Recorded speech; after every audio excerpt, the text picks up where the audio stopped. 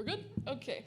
So, hi everybody. Welcome to Susan Egan's panel, Animation, Broadway, and Beyond.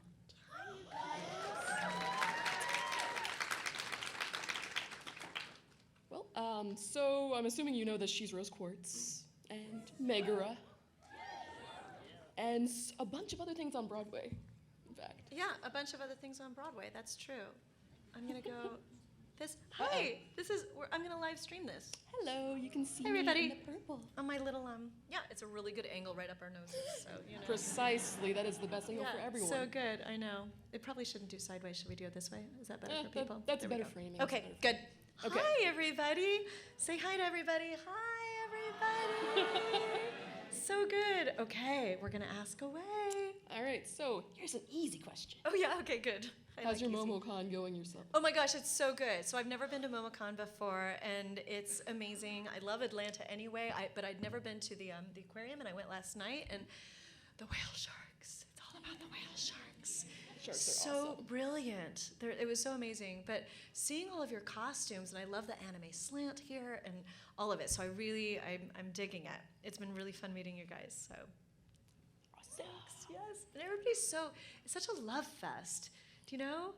Two Belles meet in the center of the floor, and they're not like, my Belle's better than your Belle. They're like, your dress is amazing, your wig is amazing, and I love that whole feeling at conventions anyway, because I think our world needs a little more of that. Don't you think? Yeah. It's very warm and. It is. Nice. It is. All right, so let's get started with the questions I wrote down. So. Did you always know that you wanted to be an actor? Oh my goodness, no. So I was brought up in a family that was very academic and did not think I ever wanted to be an actress. I actually started out figure skating when I was a kid, and it was a long way to the ice rink, and my mom and I would listen to musicals to kill the time as we sat in traffic. And then my skating routines always happened to be to like a song from Annie or a song from Evita or a song from, and when I decided to stop skating, I had a lot of time to fill, and my friend Julie was into theater, and she says, well, you should try out for the school musical because you can dance because you used to skate. I'm like, oh, okay. And I kind of fell into it. She was the star of our school, and she wanted to take voice lessons, and she needed a carpool partner, and so her mom drove one way, and my mom drove the other way, and I fell into it, and it was such a better fit. But I still dream on ice skates, so when I hear music, I still choreograph on skates because you can do things that you can't do just on feet. And so it's still like ingrained in me, but musical theater was my be-all, end-all, and I got into voice acting through that. Okay. Because when I did Hercules, they were looking for an actress to be both the singing voice and speaking voice because it had been a few movies since they'd had that. I said this at the panel earlier, but if you haven't been there. So yeah, so I tripped over this into from musicals. All right. So was there like a one experience that was like, aha, this is the thing I should be doing? I think it was, so I was in the chorus of the shows, and then when I started taking those voice lessons with my friend Julie, our church was doing a summer production of Godspell, and we happened upon a great teacher, and I had a very small voice before that, but her technique, my voice improved really rapidly, and just within that production, I got my first solo, and that was when I first sort of figuratively and literally realized I have a voice, and I have something I want to say, and from there on out, I started being cast in roles, and I took advantage of all the community theater where I grew up, and got as much stage time as I possibly could, and then went to college, and then pursued it, moved to New York after that. All right. I'm reading things. Did I get an A? Was that the right answer? You're like, yes. Star. Okay. Heart. Good. Okay, good. Yes, good. Okay, so between like stage, film, and voiceover, what would you say the biggest differences are between those? That's a great question. And so theater is, it's okay. Theater is an actor's medium. Television is a writer's medium. The writers are the executive producers and the ones in control. Film is a director's medium. I would say animation is also director-writer oriented. I love doing all of it because they really fuel each other. I also am a little, I like having irons in many fires because I think I would get bored just doing one thing. I learned to be a better stage actress because of being a voice actress, because you have to be expressive, and theaters are so big these days that those people in the balcony can't see your expressions either, so having an expressive voice is great. But I love theater because the story is told in chronological order. And so you really have control over the development of that character and the arc. And also, I get to be in a room with the people who are experiencing it, and I get to hear their reaction in real time. And it's something you don't get in any other medium. And that's why I like coming to the cons, because I finally get to meet you, and you get to tell me what you think of Steven Universe and how it affected you. And that's something in theater you get immediately. But it's kind of fun to, dabble in all of it. Right. So I've talked to like other voice actors who have done like Broadway and stage training, and they've said that this has definitely helped enhance their acting ability while they're doing voiceover. So since you've done both these things, would you say that is something that is true? I do think it's true. I think theater training is great for everybody. In fact, Zach Callison said this in the last panel, that if you're looking to get into this, get into theater first.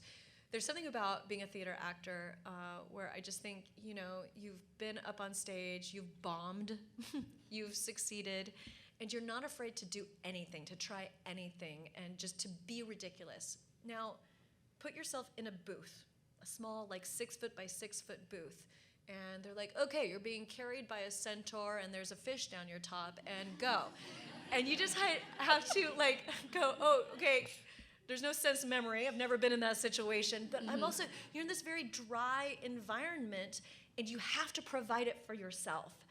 And in theater, you also do, because you're limited to the confines of a stage, and you're not going to have real things. It's two-dimensional sets, and you kind of just have to fill in the blanks. And you definitely have to do that in animation, because I've never been a giant woman, but now I get to be a giant woman. And so, you just want to just never box yourself in, and just try anything. And I think a lot of people are scared of looking foolish. And if you are going to. And the moment you get over that fear, I think that's where voiceover starts getting really, really fun. I almost wish that they would film it and show you guys what we look like in the booth, because it is totally ridiculous. It is mortifying. I'm sure you can find videos online of someone. I know there's one of The Rock somewhere. Like, our recording sessions at Steven Universe are so highly secretive that we couldn't. Oh, but, you should see Michaela. So, would you say that your experience between those, like, is it hard to transition between them, or would you say that... You would think that it wouldn't be, but Michaela even said this earlier, where it's just acting. It's always just acting. You want to come from a place of authenticity. You want to put yourself in the position that the character is in. What are the stakes? What informed how they got to where they are? What happened just before the scene started? Where is it going to lead? And what state of mind would you have to be in to justify the choices they're about to make in this script?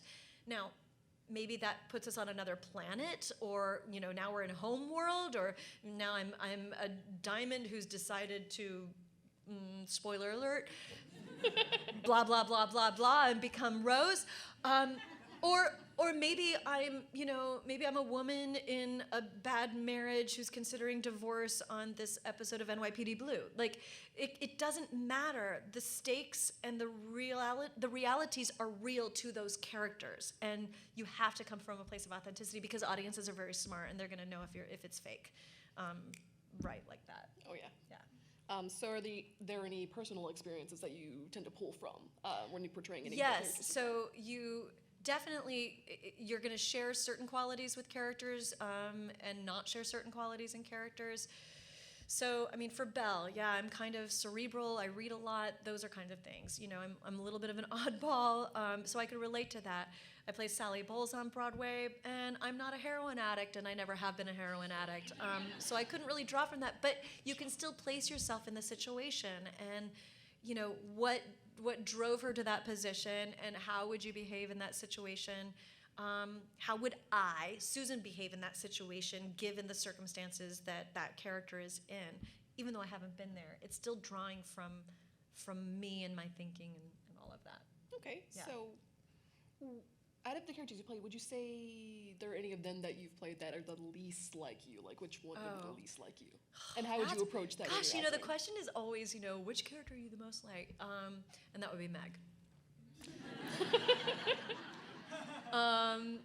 I joked that, like, when I was Belle, I was acting, but Meg is right where I live. It's like, sarcasm was the first thing I taught my children. It took them some years, just take your time cleaning your room. They're like, you want me to take more time cleaning my room? Yes, Nina, I want you to take more time cleaning your room. Yeah, and Life don't bother skills. putting any of that away. It's fine where it's okay there. Yeah, and then she was like 5, and she's like, that's sarcasm. And I'm like, my job here is done. So good. Mother Wood. But who am I the least like? I mean, in some ways, I'm the least like Rose. Not just because she's alien. I'm also like her because of the mother thing. But I, like you, can't figure out why.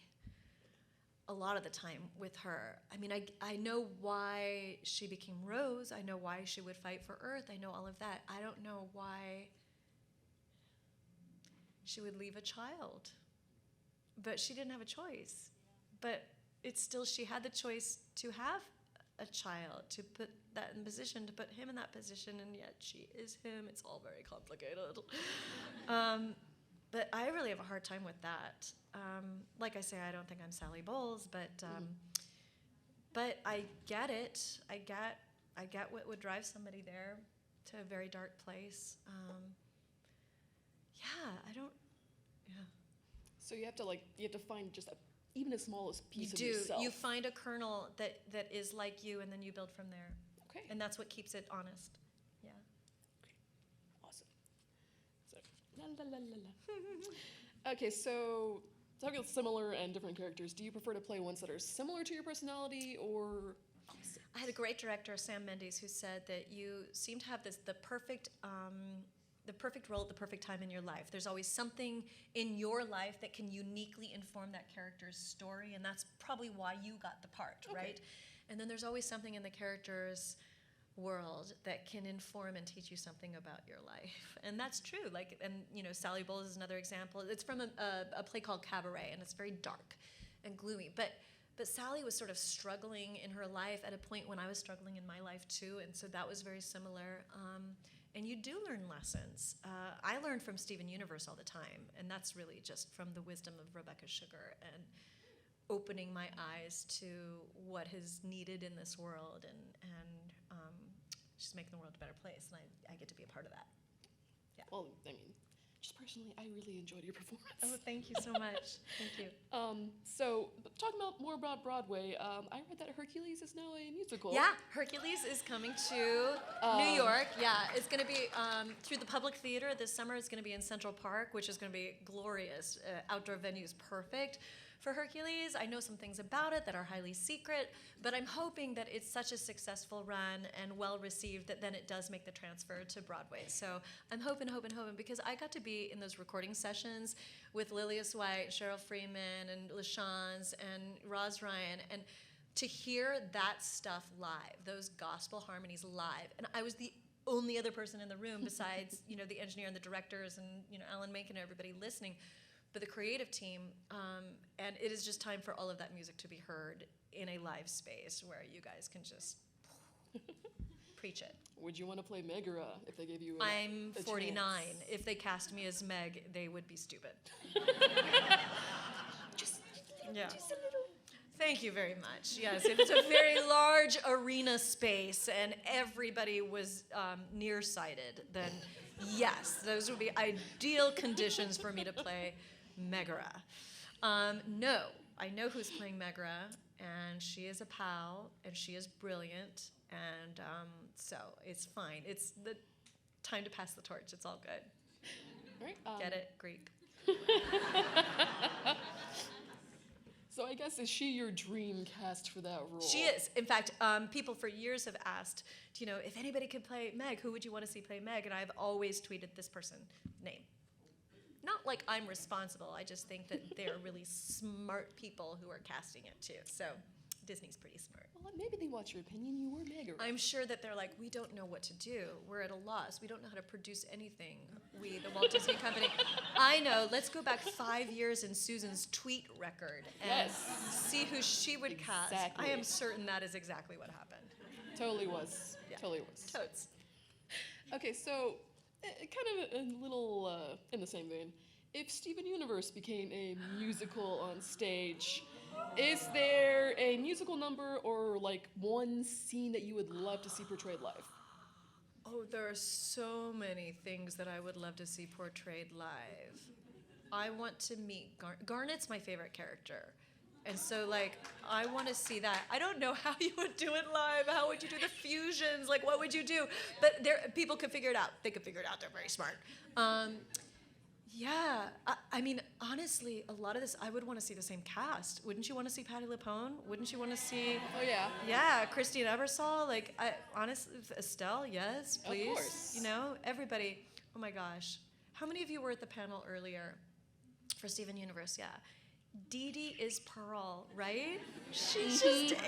She really is. She really is. So it would have to be Dee Dee. Yeah, no, all of it. Let's just start at the beginning and just do a marathon live play. It would take years. It'd be so good. Episodic musicals.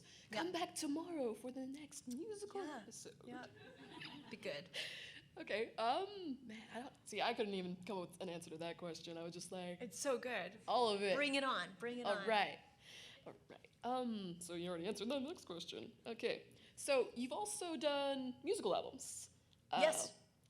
So I listened to some of them. Good. I really liked the Apology song one. Oh yeah, really that's funny. so good. It's a good song. It's by Christine Lavin, who's really funny, and I steal her music all the time. She's awesome. Yeah. It's about a woman. It's called regretting what I said when you called me up at noon this afternoon to tell me that you were going to go skiing in Europe and you invited me to come with you, but I couldn't come with you because I can't get that much time off of work and I can't afford it anyway. But after all these years, I don't like surprises. It's subtitled A Musical Apology, and it's like, I didn't mean it when I said I hope the cable in the elevator snaps as you step on board. And the whole thing is about just like the awful things this girl says to her boyfriend. And it's just such a testament to, like, sometimes, ladies, we just need to shut our mouths because we get ourselves into such trouble. And I was joking when I said, I hope you crack your head on the, get mangled by the downstairs revolving door. And I was kidding when I said, I hope the number 103 bus hits and makes a pancake out of you. I'm sorry. Isn't it amazing what a woman in love will do? Yeah, it's so good. It's so passive aggressive. And aren't we all just a little bit? Just a little. Yeah, just a little. So, what would you say you have a favorite musical genre? Well, yeah. So, genre. I did Broadway for so many years, like 15, 16 years. And I've got, 7 or 8 albums out, but I'm on like 60 different albums of like cast recordings and compilation albums and things like that. I sing with symphonies most of the time. The con thing is sort of new for me, but that's mostly what I do. I'll be with the Philly Symphony this summer and then also Chicago, so if anybody lives anywhere there. So I've got all these albums out and they're super fun. They're all downloadable. And yeah, it ranges from Broadway music to sort of, I've got a coffee house album, which is kind of an acoustic, smaller sound, which is great. And then my latest album is called Softly, and it's taking traditional Broadway music, but kind of redefining it and making it not so big and brassy, but kind of really chill. It's like something that you could have on in the background if you're drinking wine, or it could even be a lullaby album for kids. And I just really love it. I've worked with really cool jazz musicians in LA to make that one. So you can check it out. They're all on iTunes. I did really like that one. I was listening to it while I was working on your question. Oh, good. So do you have a guilty pleasure song? Guilty pleasure song. So like a lot of the songs that I sing, I'm just required to sing at symphonies. Like everybody wants to hear the song The Green Girl sings, so I sing that one a lot from Wicked. But what do I love to sing? I love singing anything Sondheim. I love Stephen Schwartz. I know we're at a con here. We're not at Broadway con. I don't know if you guys know who all those people are. I always love Alan Menken because Alan Menken, yeah, he knows how to write for a woman's voice like better than anybody. You know, you just go into, it just feels like massaging your throat. Like the songs just feel good to sing. So all of Belle's stuff is always fun. You know, it's like, oh, isn't this amazing? Like it just flows. He's brilliant. So I like to sing. I'll sing anything. What was I gonna follow up with that? My bad. Okay, we're just gonna do another question. La, la, la. Okay, so there was a Broadway princess party? Yes. What is this? Was a Broadway there princess is. party. Sorry, there is a Broadway princess party. Do any of you know what Broadway princess party is? Out here? Okay. So Broadway Princess Party is a company that I put together. It was started by a guy named Benjamin Rahala and Laura Osnes. Do any of you know Laura Osnes? She is the it girl in New York City on Broadway. She's brilliant. If you know that reality show, You're the One That I Want, she's the one who won and got to play Sandy in the revival of Grease on Broadway a few years back. And then she's become a huge Broadway star, including playing Cinderella in the latest revival. She was the original Cinderella there. And we got together with Courtney Reed, who's the original Jasmine in Aladdin on Broadway, and myself, Belle.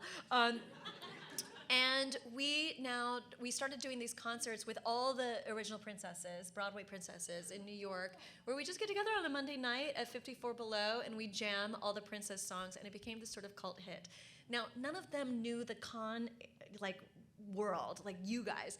And so I sort of told them, I go, Princesses is a brand that really goes from Broadway to animation to live action film to the con world. And wouldn't it be great to invite cosplayers to come? And so we've really branched out to that, and we now are on a national tour. You can go to BroadwayPrincessParty.com. We've got 30 dates coming. And it is the original Broadway princesses singing these songs like you have never frickin' heard them before. Because when we sing Let It Go, it is in 4-part harmony, and nice. it is like killer to the back wall anthem about your life. Just let it go in amazing harmonies. We've got more than 30 million hits on YouTube, so you can check us out on YouTube. But come to the show because it's a party, and if you come in cosplay, which all of you would, we throw prizes at you from the stage. Because we need to get the Broadway community understanding what LARPers are. They need to understand what this world is because they love these characters just as much. And it's now we need to bring it to the next level where it's truly interactive. And it's all about you guys singing with us. And we sing everything. And then we always have we'll have a competition locally. We'll bring a local girl up and she can sing anything she wants, That's Tiana, nice. Pocahontas, whatever she wants to be. And it's just about loving on these characters and loving the music. And it's a lot of the message that Steven Universe has, where we are all different. Everybody has an inner princess. That trucker who's tatted up to his neck has an inner princess, and that 8-year-old little boy's got an inner princess, and that 20-year-old girl who's coming with her 50-year-old mom who wants to relive her childhood, they've got inner princesses. The new mom who hasn't been out since that baby was born, she's got an inner princess, and she needs a reason to put on heels again, right? Yeah, the college kids, yes, I've been there. The college kids, the drama kids, the nerds, the outcasts, everybody has an inner princess. And we want the princess message to be one of positivity, not that negative princess connotation of spoiled. That doesn't play. And it's so much about celebrating you guys. So come to it. It's really, really, really fun. Check us out on YouTube and come follow us at all the links are on BroadwayPrincessParty.com. Yeah. We're going to do an album this year. Oh, yeah. I heard about that. Yeah. Kind of excited about that. So cool. So while you're on stage, I read when you were playing Belle that you broke a bone? So when they say break a leg? Yeah. So the first year, I was lucky enough to be nominated for a Tony Award as Belle, and the week before the Tony Awards, I broke my arm on stage. So in the Tonys that year, I had a cast on my arm, but they didn't want to show it. Each musical that's nominated gets to do a segment of their show, the Tony Awards takes place at a theater, and they can't transfer everybody's set to the theater to do those segments. So the way it actually works is we do a little bit of the segment live during the Tonys, but actually we pre-taped a lot of it that required the set. So with Beauty and the Beast, for example, we did a segment of Be Our Guest, but we needed the set, so we pre-taped that. So the problem was this, that I pre-taped our segment for the Tonys before I broke my arm. And then I broke my arm, and then we had to do the live segment at the Tonys, and so they had to disguise the cast. Oh, no. So like all of a sudden, Belle, so like Freudian. Belle's got long sleeves. Anyway, you can go on YouTube, and it's the 1994, before any of you were born, the 1994 Tonys, and you can see, if you do 1994 Tonys, Beauty and the Beast, you'll see our segment, and you'll see like I'm standing with Gaston, and my arm is in 90 degrees, and I'm doing a little number with Gaston. And then you'll see I'm in Be Our Guest, and my arm is like this, and it's like, oh, broken arm, not broken arm, and it goes back and forth like 3 times, and it's really good. But yeah, I broke my arm the first year, and then the second year I went to Los Angeles. We opened the company in Los Angeles, 7 of the original cast. And remember, I broke my foot in LA, so they just called me Calamity Belle. But you got all the good luck, right? I guess, I don't know. I guess was that good luck? I don't know. It's supposed to be like Maybe. good luck. That's what yeah, it's to supposed say to break be. a leg, because the opposite happens. So like maybe if more people said break a leg, maybe if people had wished me luckily, then I okay. wouldn't have had those broken bones, right? But what if you had a broken Because in the theater, the worst thing you could say to somebody is good luck. You want to give them a negative thing because the opposite always happens. So that's why they say break a leg. Well, you just remember that for next time. Be like, no, don't tell me that. Yeah. So, yes, it's all of their faults. Yes, of course it is. Of course. Awesome.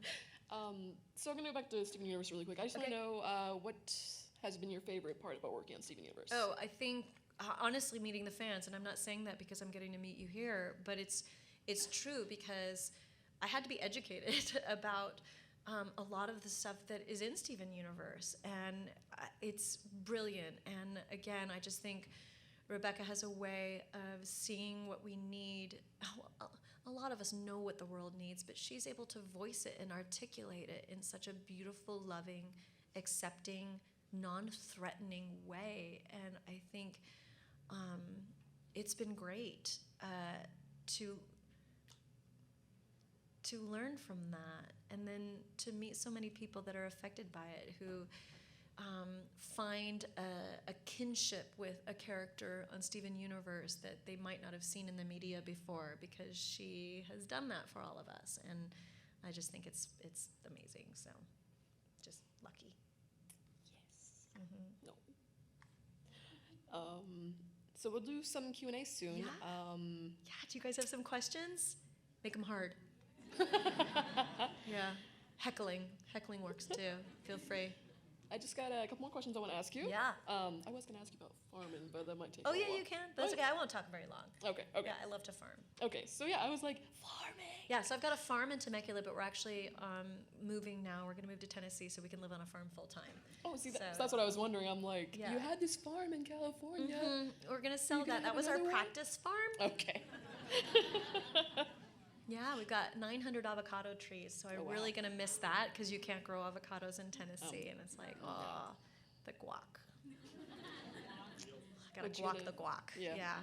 So, but we want to build this farm. We want to make it a destination for people to like learn more about farm to table, and also bring our artistry into it. My husband works in the entertainment industry as well, and we want to sort of make it an artisan place where people can come and they can stay on the farm, and we'll have artists working there in residence, and you can learn from them, but also we'll have like a farm to table restaurant, and you can participate in that too and make it really interactive, and we're really excited about that.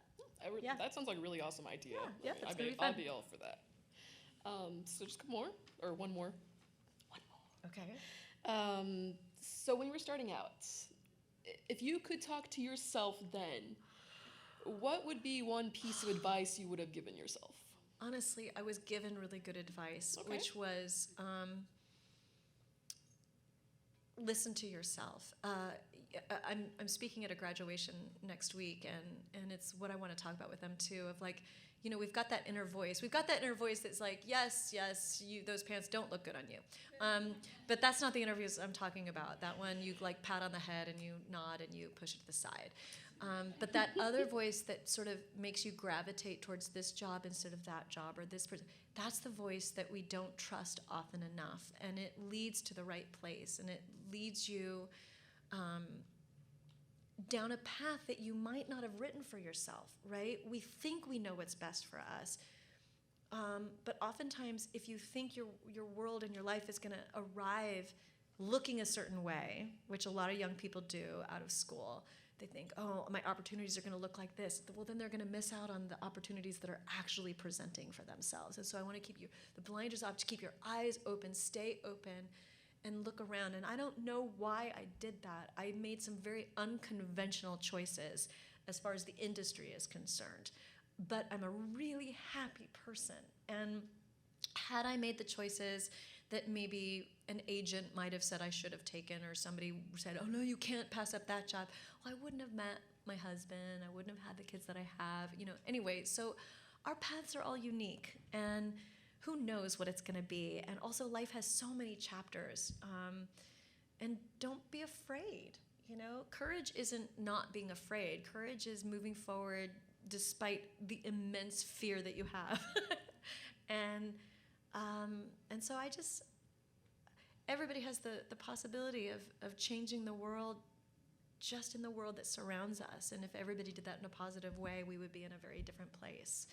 And I feel like sometimes the problems seem enormous, but they're not. They're just deal with the ones right in front of you, and try and leave that grocery store clerk a little bit happier, or that girl who's signing you into the audition a little bit happier, because they all have their lives too with their issues. And if you can be positive, I find that success follows. I find that there are people who are kind of not nice and they get ahead, but only for a short while. It doesn't last. And the people who are kind consistently do really well. So be kind. That would be my wise words. That's really beautiful. Thank you for sharing. It's true. Thank you. Are we at question time? We are at question time, okay, you guys. Bring it on. If you could line up over here by this mic, I've got my runner coming up at you. Are we still going live? Is it working, everybody? Yeah, I think it's still working. Okay, I'll stop cheesing. It's fine. Hi.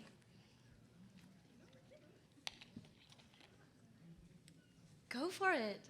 Hi, darling. Do you have any tips or advice for amateur actors? Yeah, so the industry, the question was tips or advice for amateur actors. The industry's so different than when I was first starting out, because now you have all these platforms. And what I would say to you is own the content, right? It's one thing to audition for things that other people have decided to produce. I was lucky that they did. My big break was Beauty and the Beast on Broadway. But what if they had decided to do Aladdin first? Like, I would not have been in cast, right? So I was just lucky that I happened to be right for the thing they happened to decide to do first. So I say now, write your own stuff. Film it with your friends on your iPhone, edit it together, and put it up on the internet. Create your own content. You will find now it's not about 3 networks finding the massive audiences. It's about micro audiences and finding your own following. And you can develop it yourself. And the big things that are being produced, they might find you that way. That is how they're looking for talent. Seeing the followship of all these different entities online, on YouTube, whatever, or maybe it will just grow out of you and you'll get that production deal, or maybe you'll start your own network and that's how it'll be done. But there's no set way anymore, and so just be creative. If you're not getting jobs offered to you that you want, if things aren't being produced that you're right, then make it yourself. And honestly, that's the most interesting stuff that's happening anyway. Good luck. Hi there. My question is kind of similar to hers. I'm kind of a beginning actress. Sorry, I'm kind of losing my voice. Oh, it happens to the best of us. Yeah. I've participated in several high school plays, most of which were either ensemble roles, minor roles, or tech. Do you have like any advice for like vocal stuff and Yeah, take class. I mean, community organizations have classes all the time. You need stage time. Get Yeah. up there. If you're not getting stage time with the productions that you're auditioning for, then get into a class, because every single week in that class you are performing, and it's going to get you over your hurdles. You're also going to find out more about yourself and what works for you. Like, what worked for me was kind of being a zany ingenue, like a little wacky, a little off center, not your typical sort of traditional ingenue. And I don't get cast a lot because of that. But the things I do get cast in, I get to be me, and they like it, and they get it. And so those are the jobs you want anyway. So if they're just not getting you, then again, create your own stuff, come up with your own ensemble of people, and produce it yourself, or go get in class and just learn more things to put in that bag of tricks. So when you're at that audition and they ask you to do something a certain way, you've had practice doing it. Thanks. You're welcome. Good luck. Hi, so you've talked a lot over the past week at MomoCon about, your work on Steven Universe and on Hercules and on Broadway. So I was just wondering, what was it like working on Spirited Away? Oh, so Spirited Away was like the polar opposite, right? When you're doing animation, typically it starts with the storyboards, right? The script and storyboards. And so I would see, Meg is on a centaur. It's been sketched out on this little storyboard. But of course, Spirited Away already existed. It was a full film, Miyazaki film in Japan. And what we had to do was translate it into English. And so the scriptwriters did that. But now I'm looking at the screen, and it's ADR, and you hear in your headphone, beep, beep, beep, and then you say the line, like, Sen, come over here, whatever it is, right? And your lips need to go up and down when the animated character's lips are going up and down, but it also has to sound totally natural, and then also has to have an attitude about it, and seem authentic. And then as you're doing it, you might say, hey guys, if I say, Sen, why don't you come over here? Because there seem to be more syllables in her mouth. That might work better. They're like, yes, let's try it that way. So it's this really weird puzzle, bringing it together, that I really dug. Like, I'm super cerebral. I'm a complete Ravenclaw. And I loved the puzzle making of that and trying to figure it out and come up also at the same time with the whole characterization, right? So that it didn't look like the voice came second, so that it still looked like the voice came first. I loved doing that, and then I got to do it again with Porco Rosso, and it was awesome. I loved it. Thank you. Thank you.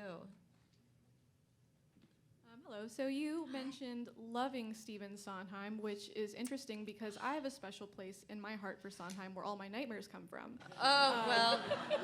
So I was yes. wondering if you have any theater nightmare stories, I guess aside from any yes. broken bones. So, yes, I have, and then I'm going to share another nightmare with you that another actress has that makes me laugh so hard. So my nightmare is, oh my God, we never learned Act 2. And you're at intermission and you realize, wait, we never rehearsed Act 2. Like, I don't know any of the lines. I don't know the blocking. And it's just this like horrible scene. Well, I worked really early in my career with a woman named Anne Reinking, who is amazing dancer and actress. She did all the Bob Fosse musicals. She's kind of brilliant. But she's a dancer first, so she came to this through dance. And dancers, of course, count to 8, a 5, 6, 7, 8, and you start. Her nightmare is horrifying to me. She hears 5, and she wakes up in bed, and by 6, 7, 8, she has to get to the theater, get dressed, get to the wings, and enter the stage. And I'm like, talk about anxiety dreams. She says, oh my gosh. So whenever she's stressed in her life, she has this dream of 5, 6, 7, 8. And can you imagine, just the panic, just the adrenaline spike in your body. Actor nightmares are the worst. The worst. I also have this recurring nightmare that I forgot to take English and I'm not going to graduate high school. Like, does anybody have that? Like, you get to the week before graduation, you're like, wait, I forgot to take English. It's so basic, so dumb. Awesome. Or the one where all my teeth fall out. Oh, That's a common It's one. very common, I know. Hello, Mom. Hi, Stephen.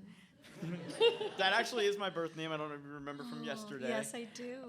That's really precious. I know it sounds like like all the voice actors have watched like all of the show of Steven Universe from that's been released. So I'm curious, since you're so into music and you talked about how you just love to sing in general. My favorite genre of music is heavy metal. Oh. So, if there were to be a character in Steven Universe that would be the biggest metalhead, It's Greg. I mean, stop it. Okay, all right, but he's more like rock. What about like I don't know. He's Bismuth? like over. Well, yeah. Or Jasper. Jasper? Yeah. Okay, I wasn't sure her or Bismuth. She would like, I didn't know shred who it. would be. Okay. Yeah. That's what I was curious about. Yeah. Avenged Sevenfold, babe. Yeah. Oh yeah. Totes. Thank you. You're welcome. You're welcome, Steven. Hello. Hello. I want to flag something that you talked about earlier. You talked about how theater, you get to see everything in chronological order, and you get to see the live reaction of it.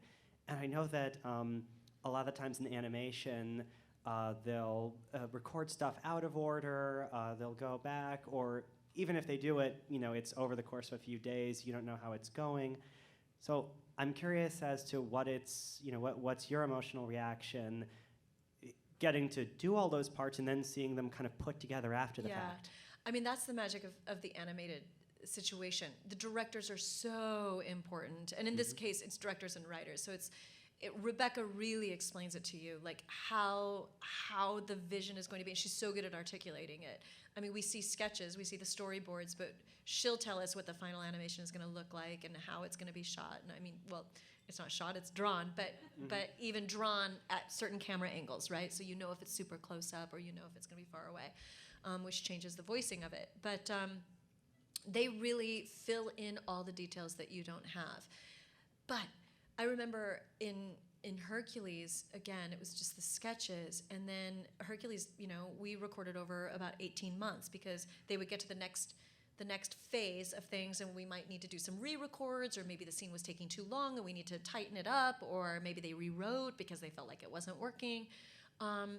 And so they would show us what they had, and there's this point in animation where it goes from the black and white sketches, and like every, 1,000 frames, I'm making that number up, but every once in a while you see a full color frame of what it's going to be, of what the final movie is going to be, and it's so like, because it's so vibrant and so amazing, and it gives you chills, and it's so fun to be a part of that process and to see it happen over time, and also, frankly, to meet the animators. In that situation, it was Ken Duncan, and just how he was able to, get the characters to move. It's just, I am so in awe, and I'm amazed that the voice actors get so much attention because, honestly, we work the least on this, and it's really dependent on all these other talents. Thank you so much. You're welcome. Thank you. Great question. So you've obviously had experience with voice dubbing, having been in Spirited Away and in Pocoroso.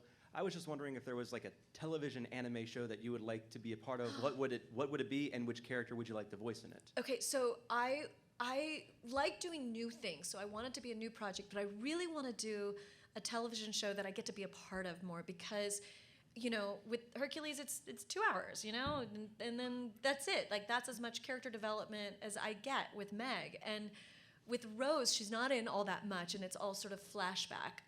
But I would love to be a character that is on something for 5 years where it develops and it evolves, because that is so interesting, where it gets more complex, and doing something over time where I get to live with that character for a long period.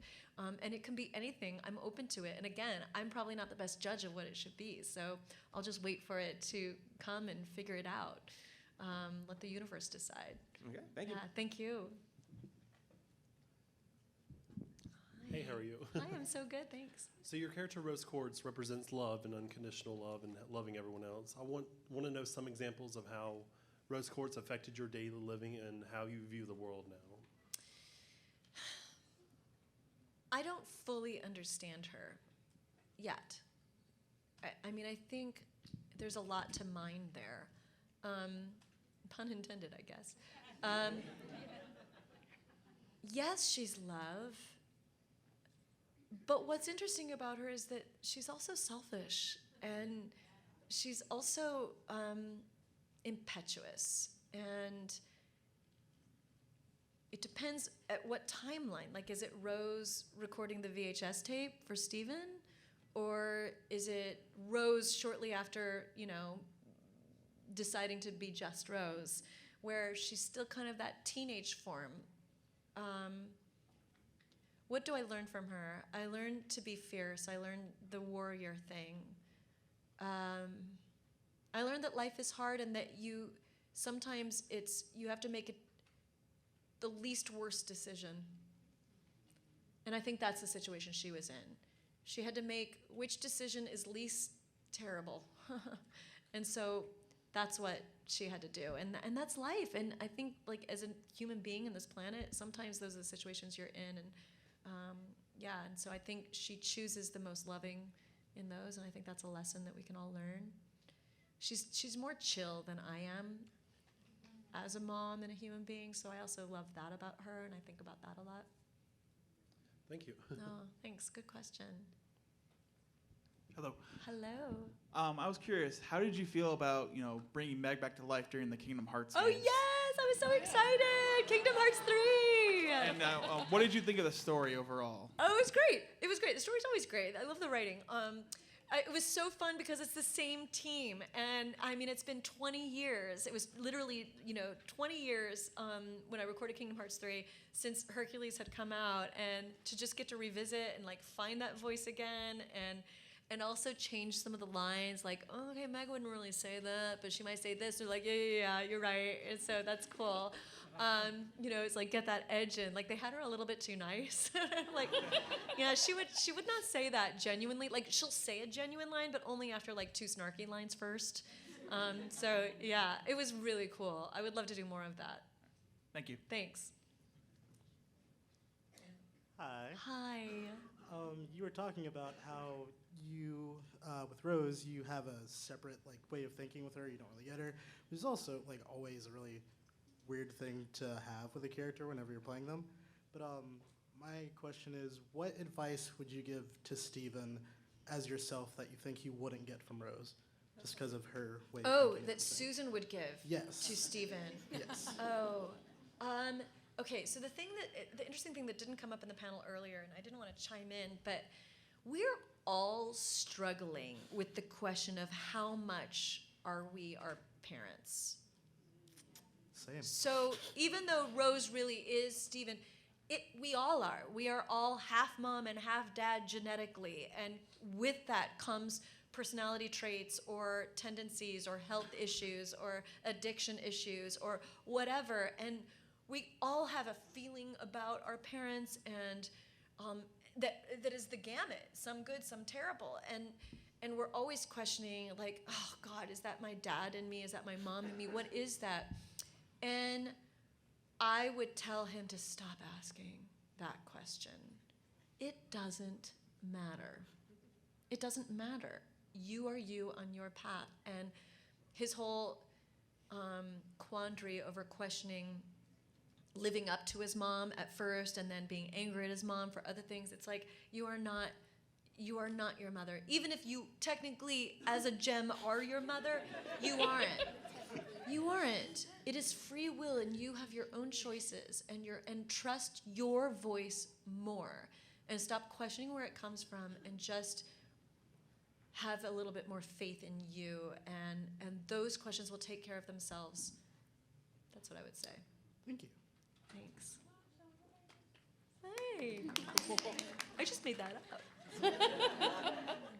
Hi, nice to meet you. I find it really admirable how you portrayed Rose, because she's not only such a conflicting character, she was so mysterious for the majority of the entire show. So, and you only know what Rebecca Sugar told you. So you had to form your own opinions and then portray that in the way that you acted Rose. So from the beginning, when you first started reading as Rose to the end, knowing what you know now, knowing what we all know now, how has your opinion of Rose changed? Has it gotten better? Has it gotten worse? Is it still kind of in the air? Yes, I had a very simple view of her at the beginning, because that first scene is the tape. Steven, we can't both exist, right? And I just loved it because, oh, the heart-wrenching idea of having to leave your child blows my mind, and that speech was so beautifully written. And then, a couple seasons later, you see the take she did if Stephen had been a girl. And you're like, oh, that makes that less special. Oh, it was just a different take. Like, now, was that a performance? What is that? But then also, then you get the parts where you see the romance, the beginning romance between Greg and Rose, where she doesn't understand his emotions, and she giggles and she thinks things, and she says, oh, it's so cute, but it's like, it's meaningful to him, and she's like glossing over it, and also she lives so long, and humans have such a short existence, and all of, maybe she takes it too lightly. Does she feel really real emotions? Where is she in that moment? Has she learned something? So maybe that tape with Stephen is real emotions. I mean, it gets really freaking complicated. Absolutely. Yeah. But then that's what makes it magical. That's what I love. And I keep saying the same thing over and over because it's the truth. I like that it's complicated. I like that I don't have it figured out about Rose. I don't think Rose had it figured out. I think she was like, literally, I think she was surfing the wave. Like, I think she was carving out as good a path as she could on the wave she was given, and making it up as she went along with confidence sometimes and with faked confidence sometimes. And that's what we're all doing. We're all faking it.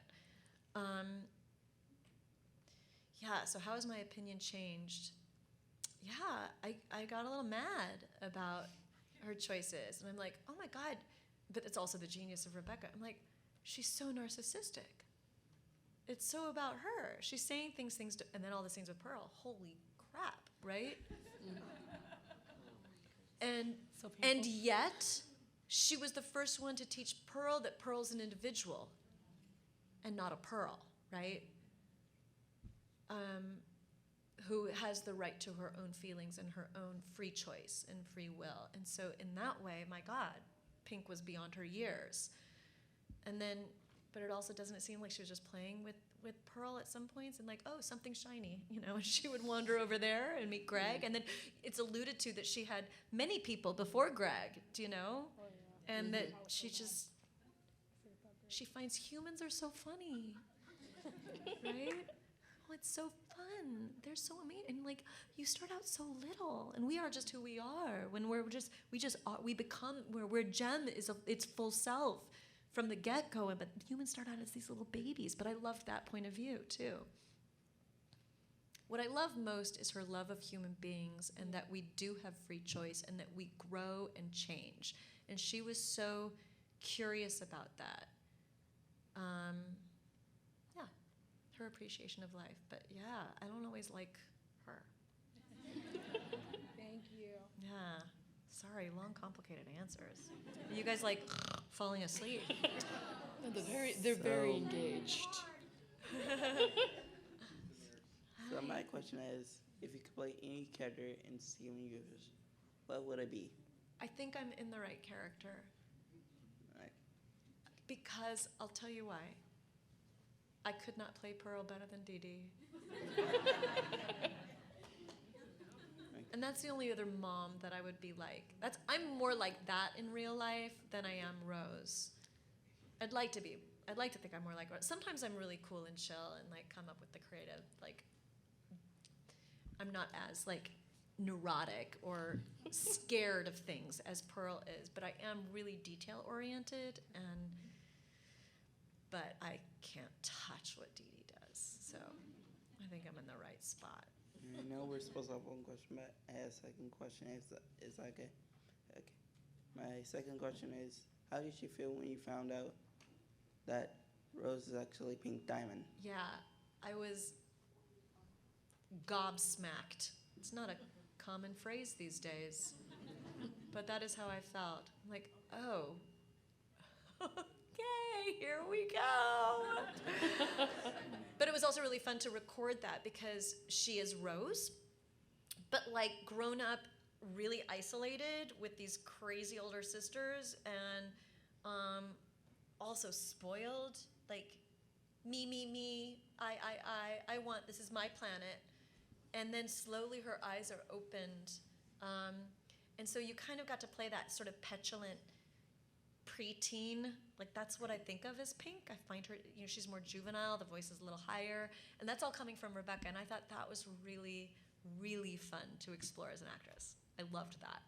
That Pink did not go as deep as Rose did later. That's why it's weird, because my character doesn't evolve this way in performance. My character evolved this way, backwards. Weird. What's that movie with Brad? Benjamin Button. Benjamin Button, that's exactly right. That's been my Rose Quartz experience, totally. Okay, thank you. Goodness. Hi. Hi. You kind of answered the question, but Okay. I'm going to make it anyways. How do you feel about Rose's relationship with Pearl? Oh, okay, it's my favorite aspect. Okay. It's my favorite aspect, and also I love Dee Dee. Okay. And so I'm not really acting. I love her on so many. She's so wonderful. And she's so wonderful to work with. And just as a human being, like we've become friends, and she'll say, did you get asked to do this thing? Because I think it's unkind. And I'm like, I love you for recognizing that. Like, okay, yeah, right, I agree with you. And then we'll conspire together. And I just love her, but I love that relationship, and it's so, Pearl's the heart of this whole thing.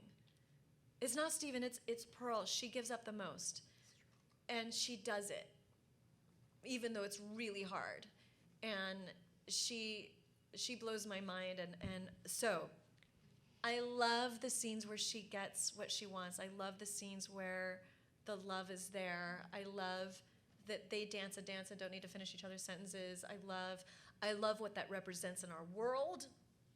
I love that it is representing, women out there in similar relationships, the healthy side of that relationship, not the unhealthy side of the rose-pink relationship, which I hope nobody is experiencing. Yeah, so that's really cool. I love every aspect of it. Thank you. Thanks. Okay, we're getting close to the end here, so maybe we have time for one, maybe two questions. Okay, sounds good. Hi. Do you have any advice for someone who's sort of like lacking in confidence in what they're doing and kind of having a hard time figuring out how to stand out from the crowd? The way to stand out from the crowd is to be as much yourself as possible, which is really hard because a lot of people are getting into this to not be themselves, to be anybody but themselves, which is what I got into this. I didn't want to be me. I want to be Belle or Sally or Rose. And the truth is, the irony is, the more yourself you are, the more authentic your performances are. So how are you having a hard time standing out? Or ask yourself the question, am I trying too hard to be what I think people want? Do I feel like if I'm fully myself, people won't get it and they'll reject it? That may be true until it's not. Somebody will get it. And that's the job you want anyway. As far as the confidence goes, I think that's meditation, and it's not something, you never feel comfortable. And I think some people are waiting to feel comfortable. And it's sort of like people waiting till it feels like the right time to have children. And I'm like, it's never the right time. You just kind of do it anyway, and then you figure it out as you go. But I'm not ready. Yeah. Are you waiting to be ready? You're never going to be ready. And that's confidence. Confidence, you never really feel confident. The people who feel confident might be a little clueless. They might think they're a little beyond where they actually are. So if there's not a shred of nervousness and I kind of don't know what I'm doing, then you're actually not throwing yourself out in the world far enough. Go to that mystery and that unknown and just, again, ride the wave. Like, just carve out your path. The confidence comes in pilot hours. That's what I say. So a pilot needs 10,000 hours to become a commercial pilot. People are like, how do you perform and not be nervous? I'm like, well, what are you talking about? I'm nervous all the time. But I've been doing it for so long that I am now familiar with what it feels like to be nervous. So I'm more comfortable in my nervousness than I was. So I am more comfortable not being confident than I used to be, right? I never feel fully confident. I'm not confident now. I'm like all broken out. This camera's too close. My phone ran out of batteries. Like, I feel like I'm boring you. These are the things, the comments that are going on in my head. Like, oh, this is too boring. Stop talking. The 5-minute card came up. All of this. I think you just move forward anyway. Okay. And you will grow comfortable with the lack of confidence until you realize the habit is now just moving forward anyway. Oh my God, that was so long, but did it make any sense at all? Thank you. Yeah, good Thank luck. you. Thank you.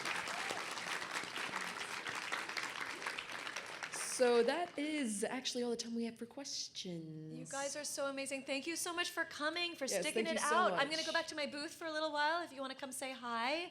And I hope I get to see some of you tomorrow too. Yeah? Have fun, you guys. Be good. Thank you. you. Great job. You did so great. Yay. Perfect. Great questions.